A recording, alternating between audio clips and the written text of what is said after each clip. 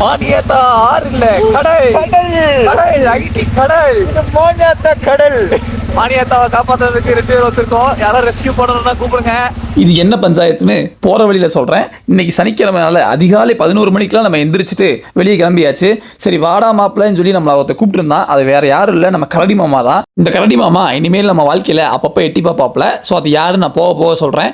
வெளியே போகலான்னு சொல்லி போனா இங்க ஃபுல் டிராஃபிக். அந்த டிராஃபிக்லாம் தாண்டி நம்ம இப்போ எங்க போறோம்னா, நமக்கு இங்க உடன்பரவா ஒரு அண்ணன் ஒருத்தர் இருக்காரு. அவர் வீட்டுக்கு தான் சனிக்கிழமை ஆனாலே இப்போ ரீசெண்டாக அவர் வீட்டுக்கு தான் போய் அட்டி விட்டுட்டு. அவங்க வீட்டில் ஒரு 3 ஜீவன் இருக்கு. அது ஒன்று நெஞ்ச கடிக்குது, ஒன்று காலை கடிக்குது, ஒரே ஜாலியாக தான் இருக்கும். சரி ஊசுத்த போகலான்னு சொல்லி மாலுக்கு கிளம்பிட்டோம். என்ன பண்ணலான்னு பார்த்தா இன்னைக்கு வந்து இந்த ஹைடியோட டே தான். ஹைடின்னு வேற யாரும், அவருக்கு ஒரு பொண்ணு இருக்கு. அந்த பொண்ணு தான் சுட்டி பெண்ணிவள் ஹைடி. இந்த கார்ட்டூன் யார் யாருக்கு ஞாபகம் இருக்குன்னு தெரியல. அந்த மாதிரி தான் அவளும் க்யூட்டாக அங்கங்கே விளாண்டுட்டு இருந்தா. அவள் விளாட்றதெல்லாம் பார்த்தா நமக்கு ஒரே ஏக்கமாக போயிடுச்சு. ஏன்னா இது வெறும் 4 வயசு குழந்தைங்களுக்கு மட்டும்தான் பெர்மிஷன் ஆமா. என்ன மாதிரி 25 வயசு குழந்தைங்களுக்கு இல்லைன்னு சொல்லிட்டாங்க.